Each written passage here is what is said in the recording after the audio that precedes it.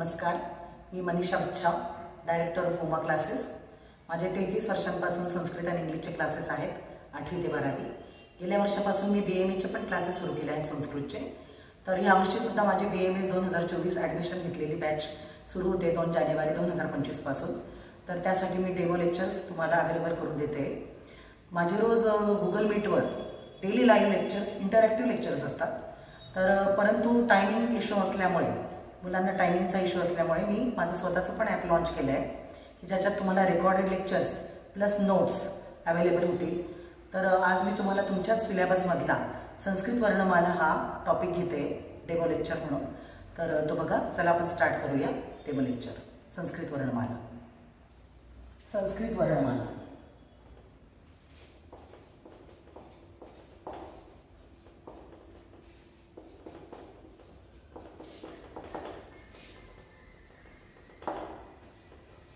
वर्णमाला, याच्यातला वर्ण जो शब्द आहे, वर्ण, वर्ण म्हणजे लेटर, वर्ण म्हणजे लेटर की ज्याच्याशिवाय आपल्याला कुठलीही भाषा शिकता येत नाही। मग इंग्लिशमध्ये सुद्धा अल्फाबेट्स आहेत, मराठीमध्ये सुद्धा मुळाक्षरं आहेत, संस्कृतमध्ये सुद्धा वर्णमाला आहे। मग वर्णांची माळा त्याला वर्णमाला म्हणतात, म्हणजे सिक्वेन्स ऑफ वर्णांस is called वर्णमाला। कळतंय? हॅलो,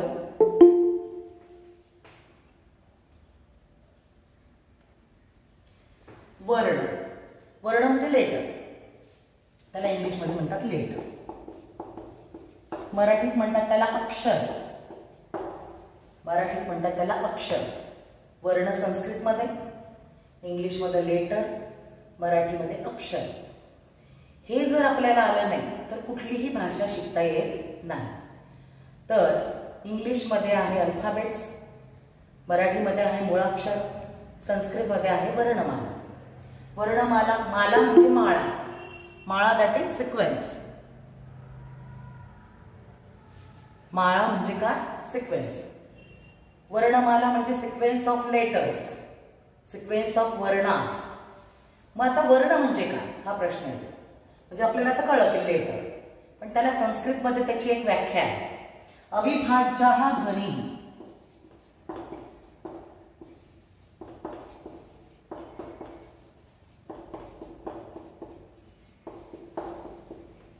अविभाज्य ध्वनिः वर्णः, त्याची डेफिनेशन। अविभाज्य ध्वनिः वर्णः म्हणजे काय? ज्याचा उच्चार विभागलाच जाऊ शकत नाही। There is no separation of it. कळतंय? There is no separation of it म्हणजे त्याचं पुढे फर्दर सेपरेशन, बरं का, की त्याचं पुढे काही सेपरेशनच होत नाही, तो लास्ट। कळतंय का? त्याला वर्ण म्हणतात। अविभाज्यः ध्वनिः वर्णः, ज्याचा उच्चार अविभाज्य आहे त्याला वर्ण असे म्हणतात। Did you get it? Hello, अविभाज्यः ध्वनिः वर्णः, ज्याचा उच्चार अविभाज्य आहे त्याला वर्ण असे म्हणतात। मग आता वर्णांचे प्रकार पडतात, वर्णांचे भाग पडतात।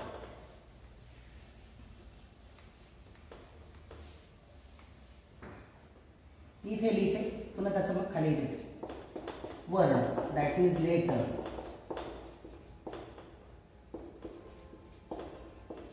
अक्षर। मग वर्णांचे किती भाग पडतात? 2। वर्णांचे 2 भाग कोणते पडतात? स्वर आणि व्यंजन, स्वर आणि व्यंजन।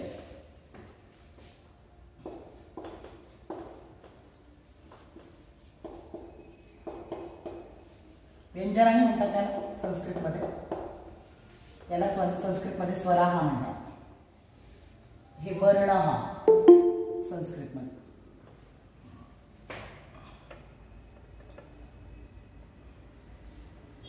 वर्ण त्याचे 2 प्रकार, स्वराः आणि व्यंजनाः।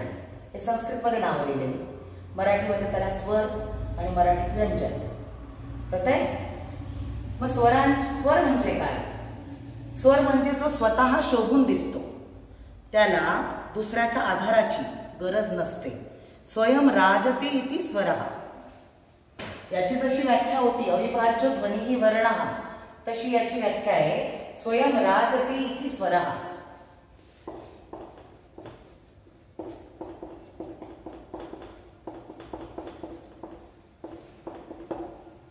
राजते म्हणजे शोभून दिसतो. स्वयं स्वतः. स्वयं राजते इति स्वरः, जो स्वतः शोभून दिसतो तो स्वर. त्याला कुठल्याही आधाराची गरज पडत नाही. आधाराची गरज पडत नाही म्हणजे काय? तो स्वतंत्र उभा राहू शकतो, त्याचा उच्चार स्वतंत्र केला जाऊ शकतो. पण याचं जे आहे व्यंजन, व्यंजनाला नेहमी उच्चारासाठी स्वरांची गरज पडते, स्वरांच्या आधाराची गरज पडते.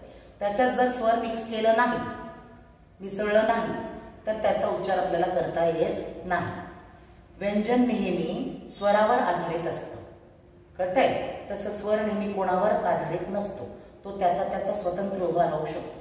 It can stand by itself, but it doesn't stand by itself. कळतंय?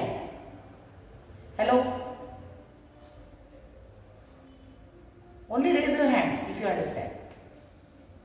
ओके, म्हणजे कसं मला पुढे जाता येतं मग. स्वर, त्याची काय व्याख्या? स्वयं राजते इति स्वरः, जो स्वतः शोभून दिसतो तो स्वर. त्याला उच्चारासाठी दुसऱ्या कोणाच्याही आधाराची गरज पडत नाही. आधारासाठी त्याला कोणाचीही गरज पडत नाही. पण व्यंजनाला नेहमी त्याचा उच्चार होण्यासाठी दुसऱ्याची गरज पडते. कोणाची गरज पडते मग? त्या स्वराची. म्हणजे त्याच्यात जर स्वर मिक्स केला तरच त्याचा उच्चार केला जाऊ शकतो.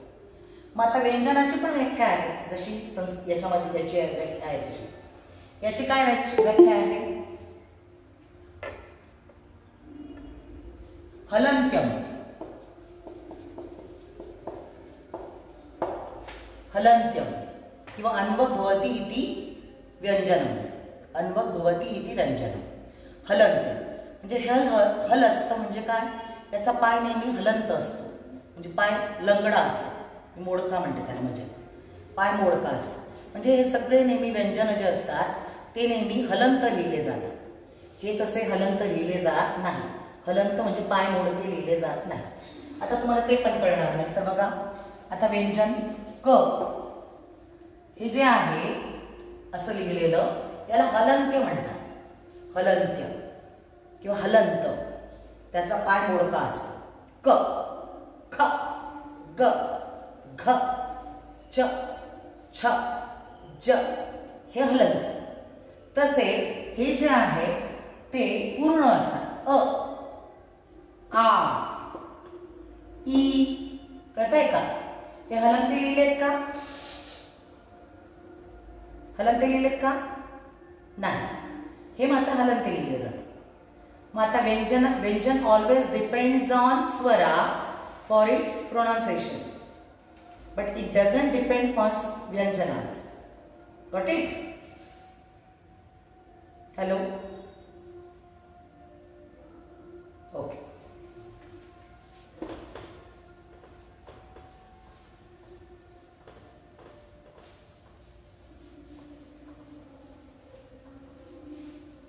हे मी कमी का करते? कारण मला खाली पुन्हा न्यायला लागणार.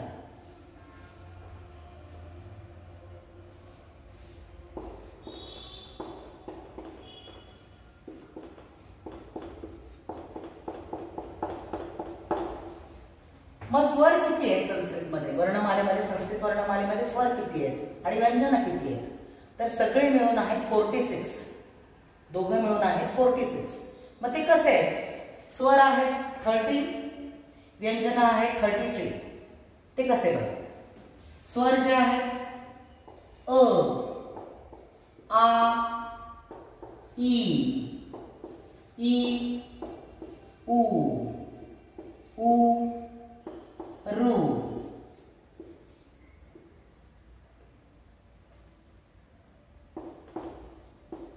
री, र, ए, ऐ, ओ, औ.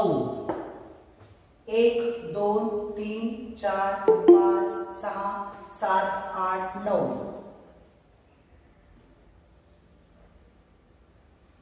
9 हे झाले. 10 11 12 13. हे झाले 13. म्हणजे एकूण स्वरांची संख्या आहे 13. किती आहेत वर्णमालेमध्ये? संस्कृत वर्णमालेमध्ये स्वर 13. माहेश्वर सूत्रामध्ये याच्यातून 4 वगळले जातात, एक्सक्लूड केले जातात. माहेश्वर सूत्रामध्ये हे 4 दिलेले नाहीत. कोणते? तर दीर्घ स्वर. ते मी तुम्हाला माहेश्वर सूत्राच्या वेळेला सांगेनच. याच्यामध्ये संस्कृत वर्णमालेमधले जे आहेत ते 13 आहेत.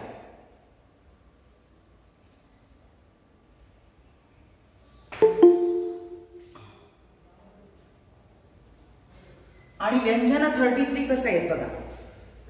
क ते म.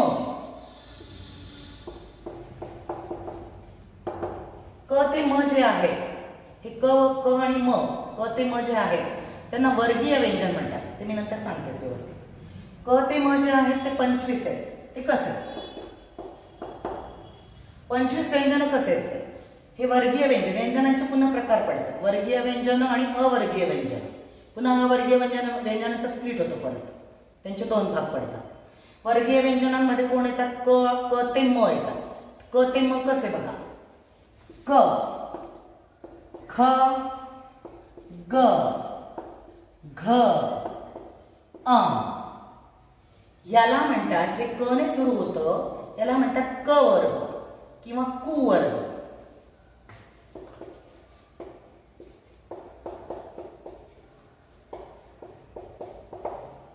Got it? हॅलो. क हे तुम्हाला खूप महत्वाचं आहे. तुम्हाला हे संधीच्या प्रकरणात सुद्धा महत्वाचं आहे. सगळ्या ठिकाणी तुम्हाला महत्वाचं येणार आहे. म्हणजे तुम्हाला MCQ साठी पण येणार कामाला, पुन्हा संधीच्या ठिकाणी येणार आहे कामाला. क हे सगळे मी हलंते लिहिले बघा. काही वेळेला हलंते लिहिले जात नाही, फक्त हे हलंते लिहिले जातं, पण हे हलंत असतात. हलंतच राईट केले जातात. से आपण क, ख, ग, घ, अ. नंतर आता 25 आहेत ते. हे झाले फक्त 5. आता हा च वर्ग.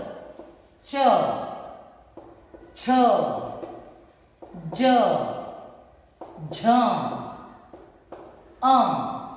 याला तुम्ही हिंदीमध्ये य पण म्हणतात. य. मराठीमध्ये पण य किंवा अ म्हणतात. नंतर तत्पुरुष समास किंवा नय तत्पुरुष समास म्हणतात तुम्ही त्याला. त्याच्यामध्ये य असतो. हिंदीमध्ये याला यच म्हणतात. पण आपण अच घेऊया. पण हा अ वेगळा आणि हा अ वेगळा. तो कोणत्या कोणत्या याच्यात वापरला जातो ते आपण नंतर बघूया.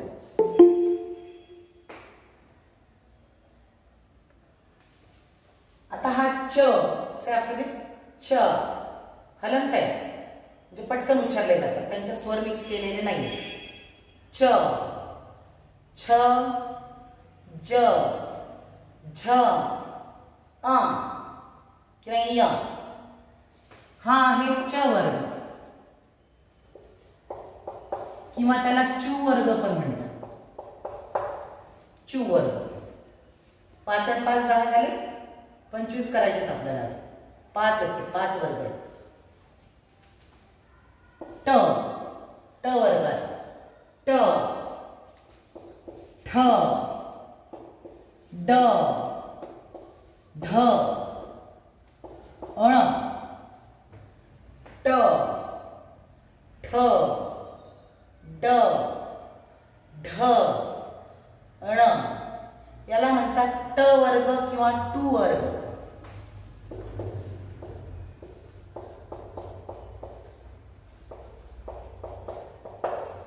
टू वर्ग. नंतर येतो त वर्ग.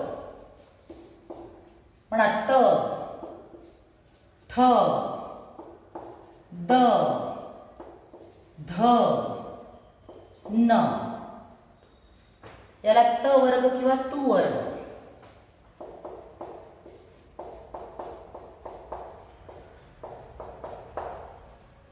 त वर्ग किंवा तू वर्ग.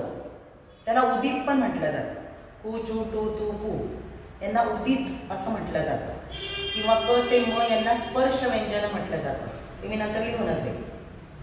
आता नंतर आहे शेवटचा प वर्ग.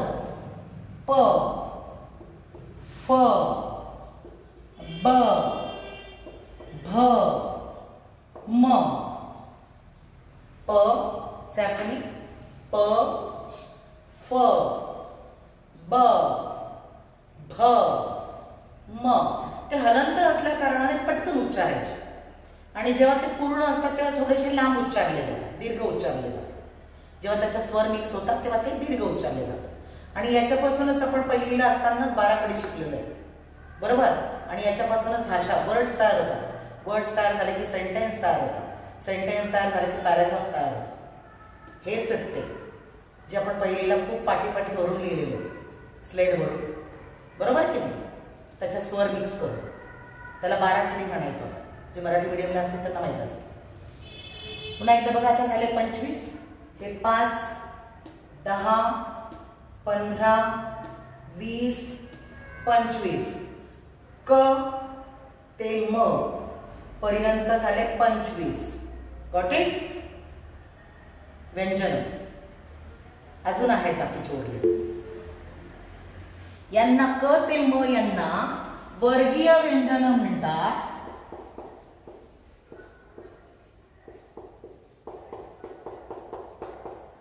वर्गीय व्यंजनानी म्हणतात किंवा स्पर्श व्यंजनानी म्हणतात.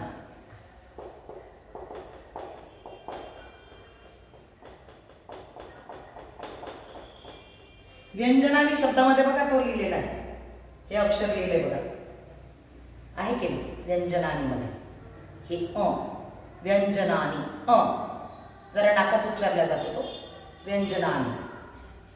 पुन्हा बघा, क ते म यांना वर्गीय व्यंजन म्हणतात किंवा स्पर्श व्यंजन म्हणतात.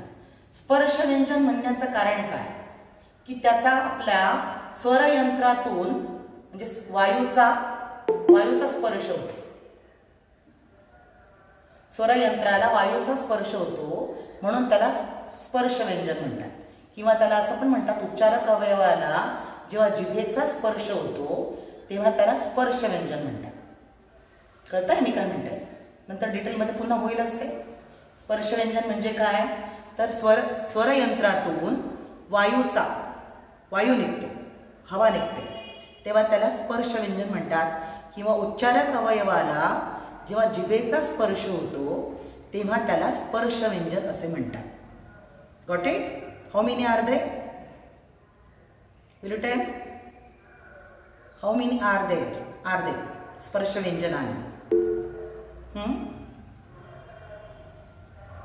बोल पवार.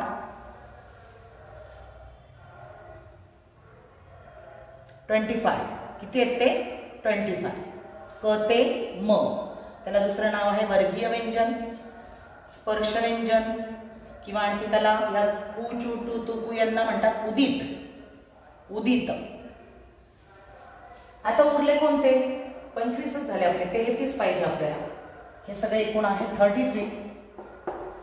मग य र ल व. य र ल व हे अवर्गीय व्यंजन. अवर्गीय व्यंजनांचे पुन्हा 2 भाग पडतात. कोणते कोणते? अंतस्थ आणि उष्म. से आफ्टर मी. अंतस्थ अँड उष्म. अंतस्थ मध्ये येतात हे य र ल.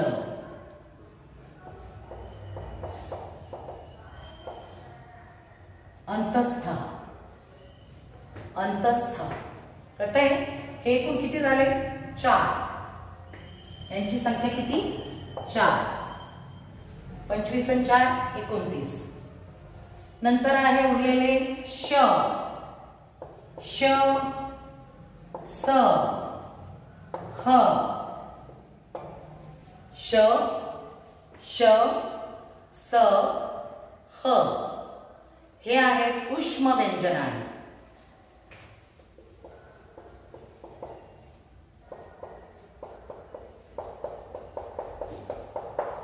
उष्म व्यंजनानी त्यांची संख्या पण आहे 4.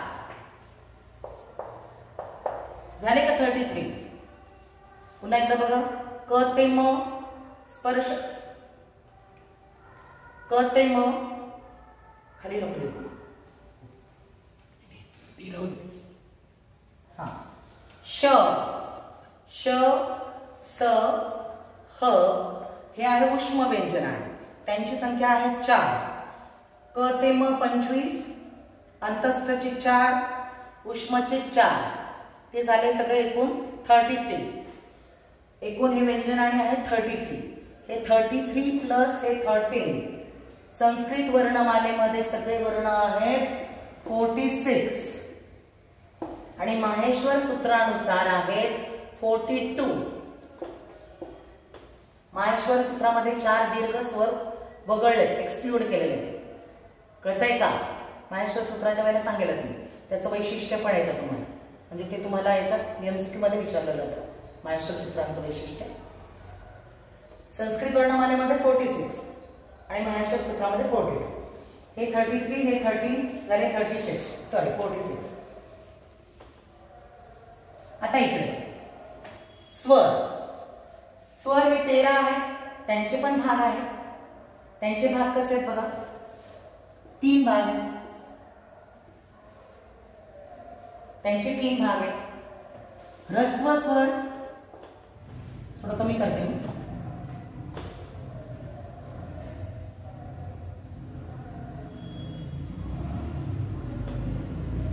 ह्रस्व स्वर, दीर्घ स्वर आणि संयुक्त स्वर. संयुक्ताला दुसरं नाव आहे मिश्र. संयुक्ताला दुसरं नाव आहे मिश्र. पुन्हा एकदा ऐका, स्वरांचे किती भाग पडतात, डिव्हिजन किती आहेत, 3. ह्रस्व, दीर्घ आणि मिश्र, किंवा त्याला दुसरं नाव आहे संयुक्त. मग ह्रस्व स्वर कोणते कोणते याच्यातले? ह्रस्व स्वर बघा, ज्यांचा उच्चार पटकन केला जातो ते पुढे होईलच, उच्चारण काळानुसार पुन्हा त्यांचे भाग पडतात. ज्यांचा पटकन उच्चार केला जातो किंवा ज्यांचा उच्चार करायला 1 मात्रा वेळ लागतो त्याला ह्रस्व स्वर म्हणतात. आता 1 मात्रा वेळ म्हणजे काय, तर डोळ्यांची उघडझाप करण्यासाठी जेवढा वेळ लागतो ना त्याला 1 मात्रा वेळ म्हणतात. 1 मात्रा, डोळ्यांची उघडझाप करण्यासाठी जेवढा आपल्याला कालावधी लागतो त्याला 1 मात्रा असं म्हणतात. मग 1 मात्रा वेळ कोणाला लागतो, ह्रस्व स्वरांना. 2 मात्रा वेळ कोणाला लागतो, दीर्घ स्वरांना. आणि प्लुत पुढे येणार आहे त्यांना 2पेक्षा जास्त वेळ लागतो, 3 मात्रा वेळ लागतो. आता फक्त आपण ह्रस्व, दीर्घ आणि संयुक्तच बघूया. ह्रस्व मध्ये कोण आलं, ह्रस्व मध्ये येतात 1, 2, 3, 4 आणि हा 5 येतात ह्रस्व मध्ये. अ, ई, उ, रू, रू. They are 5. किती आहेत, 5. एकूण ते ह्रस्व स्वर किती आहेत, 5. Did you get it?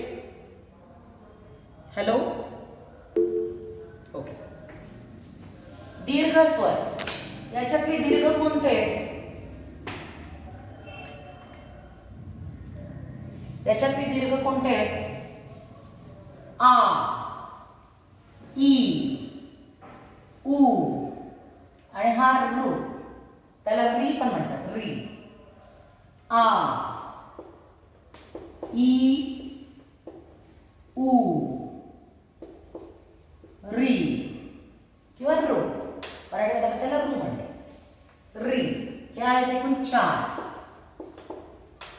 संयुक्त मध्ये कोण येतं, ए, ऐ, ओ आणि औ. हे झाले 4. 5, 4, 9, 4, 13. Got it? हॅलो, त्यांचं डिव्हिजन कसं केलं ते समजलं? पुन्हा एकदा ऐका. वर्ण, संस्कृत वर्णमाला. वर्ण म्हणजे काय, वर्ण म्हणजे, वर्ण हा संस्कृतमध्ये म्हणतात, इंग्लिशमध्ये त्याला लेटर म्हणतात, मराठीमध्ये त्याला अक्षर म्हणतात, की जे शिकल्याशिवाय आपल्याला कुठलीही भाषा येत नाही. इंग्लिश शिकण्यासाठी आपल्याला अल्फाबेट्स लागतात, मराठी भाषा शिकण्यासाठी आपल्याला मुळाक्षरं लागतात. कॅमेरा बंद कर बेटा, गावंडे, कॅमेरा बंद कर. मराठी शिकण्यासाठी आपल्याला मुळाक्षरं लागतात आणि संस्कृत शिकण्यासाठी आपल्याला वर्णमाला लागते. मग आता पुन्हा माला शब्द येतो, आता मी जस्ट म्हणून घेतला. माला म्हणजे माळा म्हणजे सिक्वेन्स. मग वर्णमाला म्हणजे सिक्वेन्स ऑफ लेटर्स, म्हणून त्याला वर्णमाला असं म्हणतात. मग आता वर्णाची व्याख्या काय, तर अविभाज्य हा ध्वनी वर्ण हा ज्याचा उच्चार अविभाज्य असतो, means there is no further division of it. Do get it? There is no further division of it. It is the last division. पुन्हा त्याची डिव्हिजन होत नाही. कळलं का? तो शेवटचा, म्हणून त्याला वर्ण असं म्हणतात. अविभाज्य हा ध्वनी ही वर्ण. किंवा आपण त्याला दुसरं असं पण म्हणू शकतो, भाषेमध्ये आपण जेव्हा भाषा बोलताना आपण जो अक्षर बोलतो, उच्चार करतो, ज्या अक्षराचा उच्चार करतो त्याला वर्ण असे म्हणतात मराठीमध्ये जर म्हटलं तर. आणि संस्कृतमध्ये अविभाज्य हा ध्वनी ही वर्ण. मग वर्णाचे दोन प्रकार पडतात. कोणते कोणते? स्वराहा, संस्कृतमध्ये लिहिले म्हणून ते मी कानादर विसर्ग लिहिले. दुसरा आहे व्यंजनानी, मराठीत जर म्हटलं तर त्याला व्यंजन म्हणतो आपण. मग आता स्वर म्हणजे काय, तर स्वयं राजते इति स्वरा, जो स्वतः शोभून दिसतो तो स्वर. It doesn't depend on anything for its pronunciation. कळतंय का? Vyanjana depends on swara for its pronunciation. व्यंजनाला मात्र स्वराच्या आधाराची गरज लागते. स्वराला तशी कोणाच्याही आधाराची गरज लागत नाही प्रोनाउन्स करण्यासाठी. मग आता स्वर स्वयं राजते इति स्वरा, त्यांचे प्रकार ते एकूण आहेत 13. आता 13 कोणते कोणते आहेत? अ, आ, ई, उ, रू, री, ऋ, कॅलरी पण म्हणतात. ए, ऐ, ओ, औ. त्यांचे पुन्हा भाग पडतात. त्यांचे 3 भाग पडतात या 13 यांचे. परत कोणते कोणते? ऱ्हस्व, दीर्घ किंवा संयुक्त, आणि संयुक्ताला दुसरं नाव आहे मिश्र.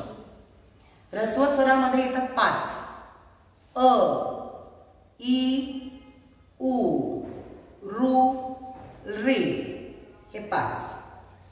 दीर्घ मध्ये येतात आ, ई, उ, री, रू पण म्हणतात त्याला. रू हे आहेत एकूण 4. संयुक्त मध्ये आहेत ए, ऐ, ओ, औ. संयुक्ताला दुसरं नाव आहे मिश्र. ते संयुक्त त्याला का म्हणतात ते पण नंतर सांगेल. एकूण आहेत 4. नंतर व्यंजन. व्यंजनांचे 2 भाग पडतात, वर्गीय व्यंजन आणि अवर्गीय व्यंजन. वर्गीय व्यंजनांमध्ये येतात 25. वर्गीय व्यंजनांना दुसरं नाव आहे स्पर्श व्यंजनाने. वर्गीय व्यंजन कसे? क ते म हे 25 कसे? ते 5 वर्ग खूप महत्वाचे आहेत. क वर्ग, च वर्ग, ट वर्ग, त वर्ग, प वर्ग. त्याला कु वर्ग, चु वर्ग, टू वर्ग, तू वर्ग आणि पू वर्ग पण म्हणतात. क वर्गामध्ये कोण कोण येतं? क, ख, ग, घ, अ हे 5. शेवटच्या यांना अनुनासिके म्हणतात. च वर्गामध्ये च, छ, ज, झ, य किंवा अ हे 5. हे जे शेवटचं आहे त्यांना अनुनासिके म्हणतात. न, न आणि म अनुनासिके. त्यांचा नाकातून उच्चार होतो म्हणून त्यांना अनुनासिके म्हणतात. नंतर ट वर्ग. ट वर्गामध्ये येतात 5. ट, ठ, ड, ढ, ण. त्या ट वर्गाला दुसरं नाव आहे टू वर्ग. त वर्गामध्ये येतात त, थ, द, ध, न हे 5. त वर्गाला दुसरं नाव आहे तू वर्ग. हे जे अद्याक्षर आहेत उ वर्ग, चु वर्ग, टू वर्ग, तू वर्ग, पू वर्ग यांना दुसरं नाव आहे उदित. उदित ते तुम्हाला एमसीक्यू मध्ये विचारलं जातं. विच आर उदित. देन यू शुड आन्सर कु चू टू तू पू. जो पर्याय असेल ऑप्शन असेल तो लिहावा लागेल तुम्हाला. उदित. नंतर प वर्ग, सॉरी त राहिला. त वर्गामध्ये येतं त, थ, द, ध, न. हे सगळे हलंत लिहिले आहेत बघून घ्या. हलंत म्हणजे त्यांचे पाय लंगडे लिहिले आहेत, पाय मोडके लिहिलेले आहेत. तसे स्वरांचे लिहिले आहेत का आपण? नाही. प वर्गामध्ये प, फ, ब, भ, म. याला प वर्ग म्हणतात, नाही तर पु वर्ग म्हणतात.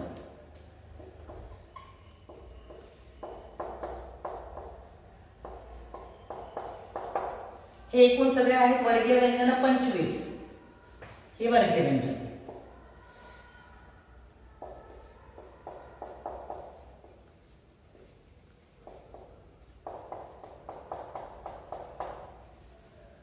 य, र, ल, व, श, श, स, ह हे आहेत अवर्गीय व्यंजन आहेत.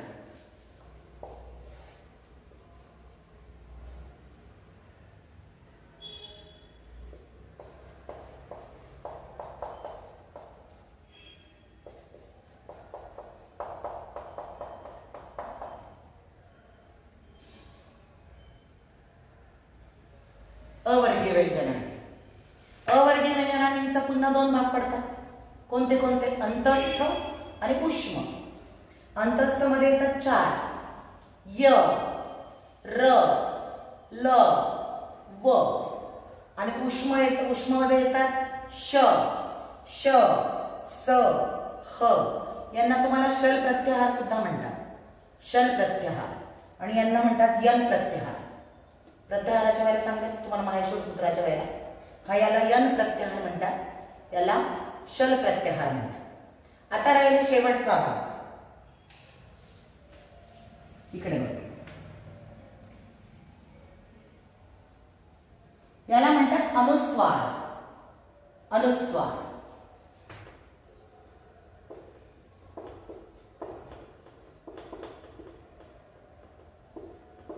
It is written like this.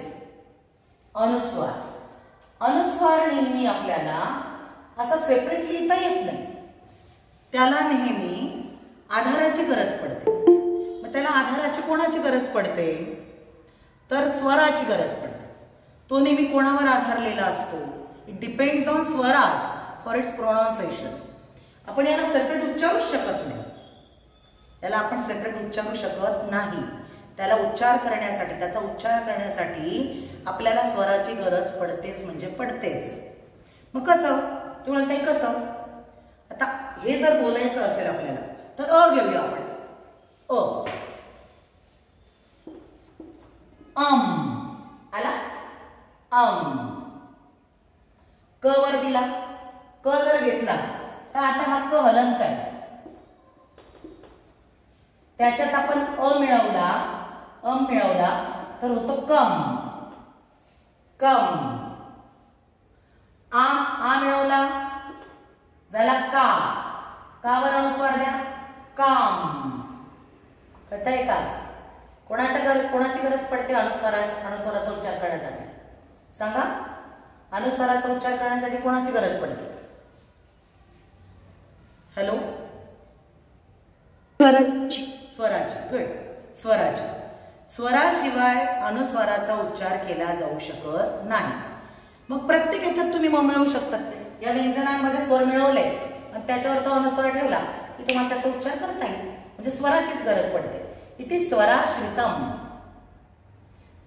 This anusvara is swarashritam. स्वराश्रितम म्हणजे स्वर प्लस आश्रितम. आश्रितम म्हणजे आधारलेले. Depends. It depends on swara. स्वराश्रित म्हणजे काय? It depends on swara. Do get it? Depends on swara म्हणजे काय? स्वराश्रित. संस्कृत मध्ये त्याला म्हणतात. Get it?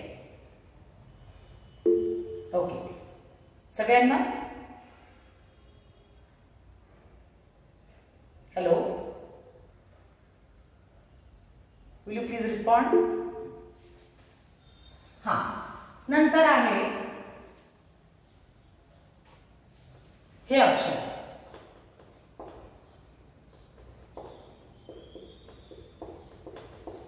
विसर्ग.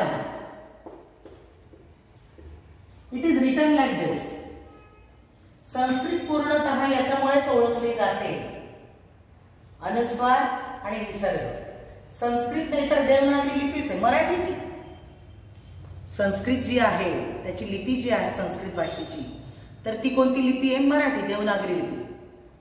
देवनागरी लिपीच आहे ती. फक्त त्याचा वेगळापण कशामुळे आहे माहिती आहे? अनुस्वार आणि विसर्ग. विसर्ग अशा पद्धतीने लिहिला जातो, तो सेपरेट उच्चारला जाऊ शकत नाही. It depends also on swara for its pronunciation. It is also swarashritam. Do get it? It also depends on swara for its pronunciation. Means it is also swarashritam. Both of these are swarashritau. दोघं आहेत म्हणून मी स्वराश्रितौ म्हटले. जेव्हा separate म्हटलं तेव्हा मी स्वराश्रितम म्हटले. स्वराश्रितम, स्वराश्रितम दोघं जेव्हा म्हटले तेव्हा म्हटले स्वराश्रितौ. स्वराश्रितौ म्हणजे स्वरांवर आधारलेलं. Both of these depend on swaras for their pronunciation. मग आता हे सुद्धा कसं लिहिलं जातं? सेपरेट तर बोललं जात नाही. मग आता आपण अ ला लावूया. आहा, आहा. आला लावलं. आहा, आहा. ईला लावलं. इही. दीर्घला लावलं. इही. उला लावलं. उहू. दीर्घ उला लावलं. उहू, उहू. पण हे स्वर आपण जर यांच्यामध्ये मिळवले व्यंजनांमध्ये तर कसं आठवली? बघा, क मध्ये क मध्ये अ मिळवला, तो विसर्ग लावून मिळवला. आहा मिळवला. क मध्ये आहा मिळवला तर झाला कहा. कहा. आपण पहिलीला असताना बाराखडी शिकलोय बघा. क, क मध्ये अ मिळाला क, आ मिळाला का, ई मिळाला की, दीर्घ ई मिळाला की, उ मिळाला कू, दीर्घ उ मिळाला कू, ए मिळाला, रू मिळाला लिहून टाकू क्र, दीर्घ रे मिळाला क्र, र मिळाला पेल रू वेगळा लिहिला जातो. ए मिळाला के, आई मिळाला कै, ओ मिळाला को, औ मिळाला कौ, आणि अम मिळाला कम, आणि आहा मिळाला कहा. आठवतं का तुम्हाला पहिलीची बाराखडी? हॅलो, मराठी भाषा शिकण्यासाठी ती शिकलो होतो आपण. इंग्लिश मिडियम वाल्यांना पण शिकावी लागते, मराठी मिडियम वाल्यांना पण शिकावी लागते, कारण सगळ्या भाषा शिकाव्याच लागतात कोणत्याही मिडियममध्ये असा. मग त्याच्यासाठी आपल्याला आता या क मध्ये आहा मिळाला झाला कहा. कोणता एरिया? आहा मिळवा. काहा. ई मिळवा. ईला हा दीर्घ घेतला समजा. की ही. रस्व घेतला. की ही. रस्व उ घेतला. कू हू. दीर्घ कू घेतला. कू हू. म्हणजे त्याच्यात हा उ मिळाला आणि मग त्याला आपण विसर्ग लावला. म्हणजे विसर्ग त्या स्वराला आपण विसर्ग लावू शकतोय, आणि तो जेव्हा एकत्र मिळतो व्यंजनामध्ये तेव्हा त्याचा उच्चार केला जातोय. त्याला व्यंजनाची गरज पडत नाही विसर्गाला आधारासाठी, तर कोणाची गरज पडते? स्वराची गरज पडते. कळतंय? कू हू. ए मिळवला. के हे. मला हे तुम्हाला फोटो हाच टाकायचा आहे, त्याच्यामुळे मी पुसत नाही, व्यवस्थित म्हणजे पूर्ण पुसत नाही.